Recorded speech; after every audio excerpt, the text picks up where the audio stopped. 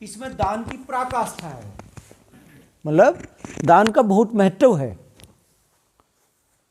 अनाथ पिंडक नाम सुना होगा, सेठ सुदत्त थे।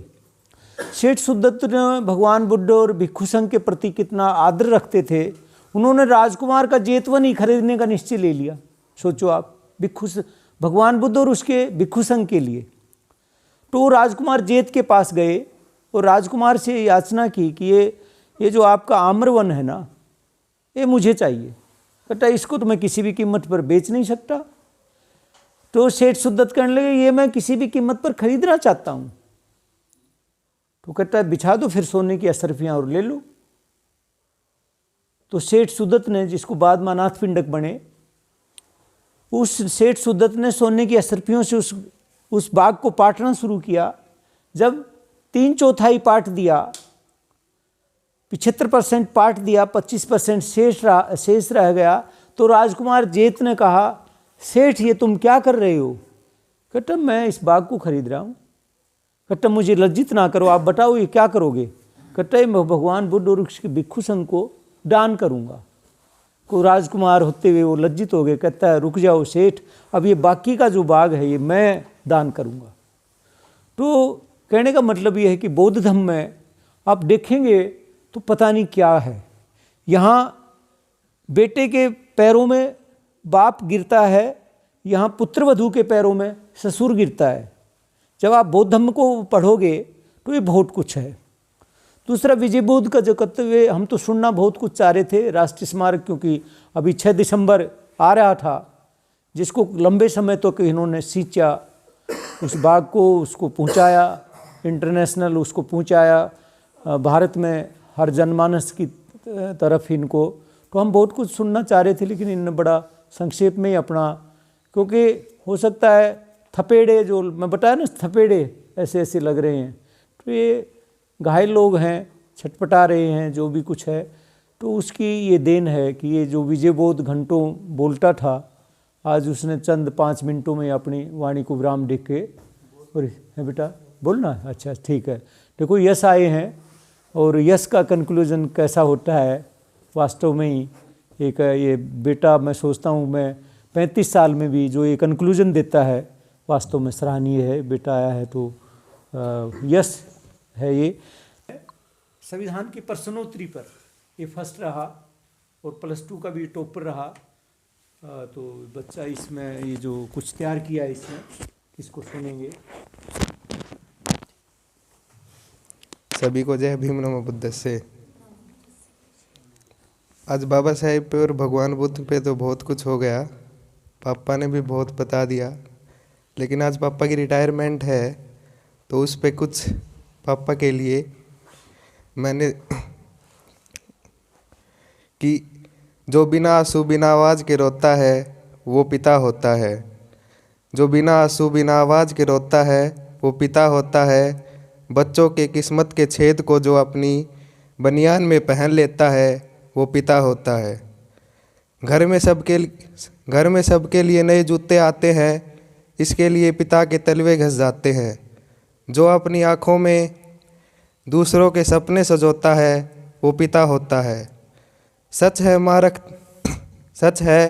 माँ रखती है 9 महीने कोख में, पर 9 महीने जो दिमाग में ढोता है वह पिता होता है। पिता रखवाला होता है, पिता निवाला होता है, पिता अपनी औलाद से हार कर मुस्कुराने वाला होता है। पिता करता है कहता नहीं, जब पिता समझ में आ जाता है तब तक वो पास रहता नहीं। धन्यवाद।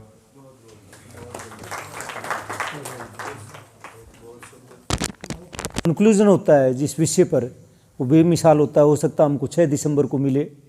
मैं अपना 35 साल में भी जो करता हूँ, जो ये कंक्लूजन देता है, मैं दंग रह जाता हूँ।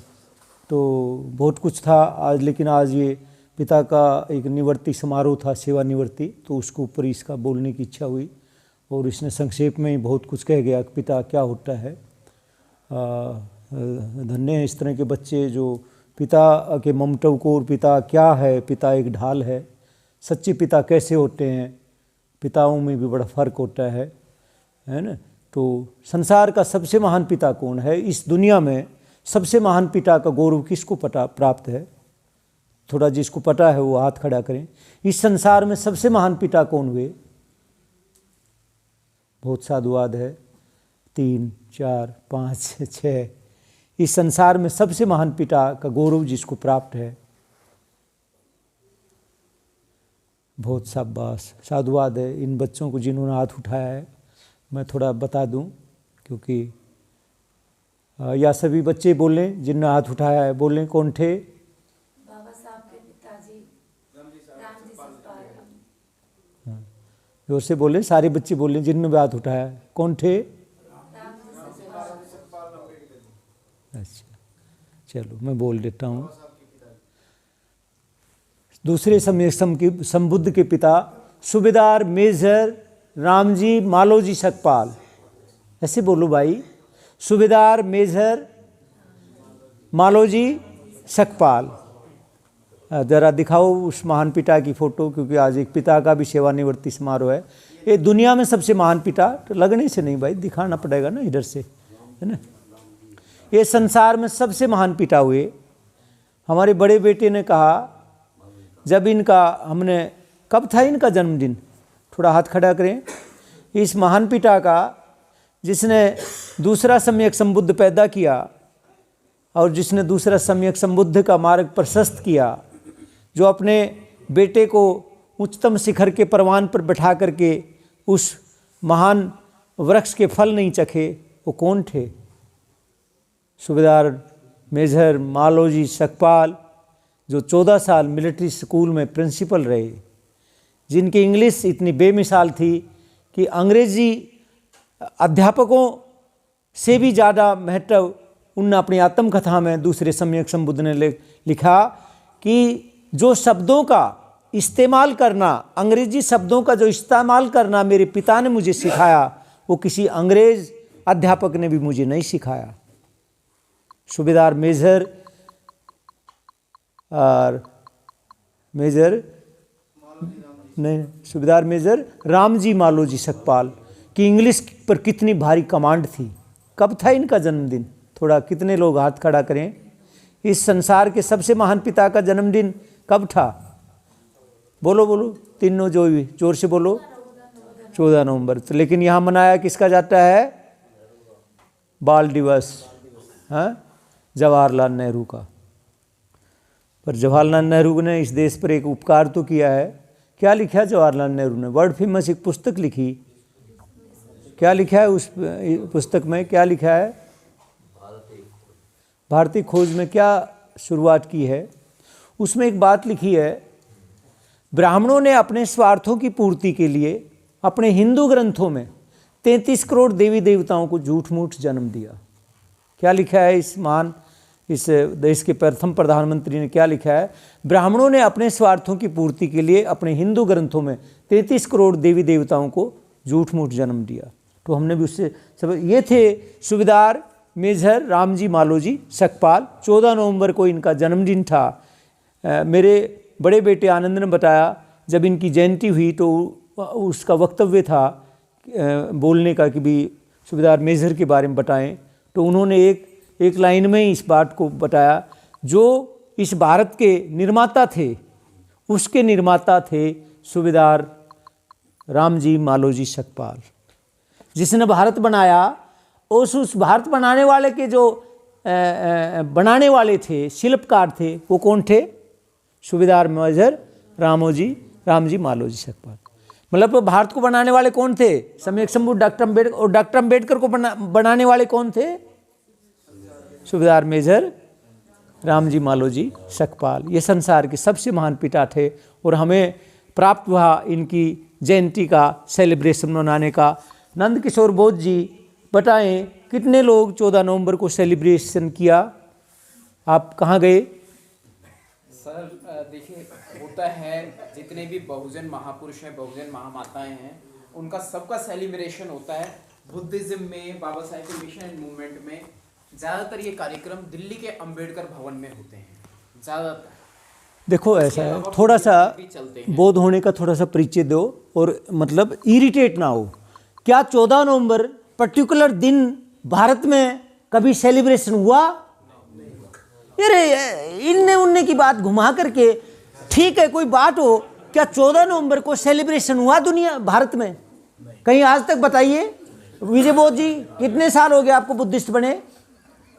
मैं सर बुरा नहीं मानना, मैं खुश हूँ, पता नहीं क्या मुझे लगा अब कि प्रत्येक दिन को हमने सेलिब्रेट किया है, और हमने इतनी खुशी हुई। दीपक बोध ने यहीं CSC सेंटर से निकाला सर, ये इनकी फ़ोटो निकाली और फिर यहाँ ले आकर के, और किसी फ़ोटो को, मेरे फ़ोटो थे उसको फ्रेम करके हमने सेलिब्रेशन दी।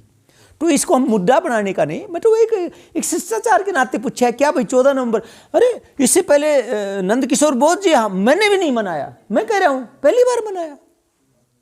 20 नवंबर 2023 से पहले मैंने भी नहीं सेलिब्रेट किया, पर 20 नवंबर 2020 को मैंने इस विशाखा बुद्ध विहार का शिलान्यास कर दिया। इससे पहले मैंने भी सेलिब्रेट नहीं किया 20 नवंबर को। तो इसमें आपत्ति क्या है? सच्चाई को, मतलब हम सिर्फ इतना कह रहे हैं कि 14 नवंबर को, मैं खुद नहीं जानता था कि ये महान पिता 14 नवंबर को जन्मे, मेरे को खुद भी नहीं पता था। इसमें क्या शर्म की बात है? लेकिन सेलिब्रेशन पर्टिकुलर दिन, ठीक है कैडर चल रहा है, भाई समता सैनिक दल का है या और कोई कैडर, तो नो आ सकता है, हम तिथियां देख सकते हैं, भाई सूबेदार बाबा साहब के पिता कब जन्मे, तो वो कोई बात नहीं, ठीक है। खैर इस बात को वो नहीं हम करेंगे, और इरिटेट ना हो। यदि इरिटेट तो बौद्ध होने का मतलब नहीं है। यहाँ इरिटेशन क्या है? मैं तो सभी पे, क्या आपको ही, क्या मैंने 2 वक्ता बोले, क्या मैंने उनको जवाब नहीं दिया? तो इरिटेशन नहीं, इस बौद्ध धर्म में इसका कोई स्थान नहीं है। आप मतलब जो प्रैक्टिकल बात कर रहे हैं वो कर रहे हैं। आपको सामने मैंने जवाब दिया। आप कितने पुराने लोग बुद्धिस्ट बैठे, विजय बोध तो बहुत पुराने हैं ना। राष्ट्रीय जो स्मारक है जो आज विश्वविख्यात है, उस पे मैं बताया ना, OP जिंदल के कब्जे के बाद और कई सालों तक हमने इस महापरिनिर्वाण दिवस को रात को सेलिब्रेट किया। तो उसके तो ये इस तरह का था। अब भाई कोई बात नहीं, अब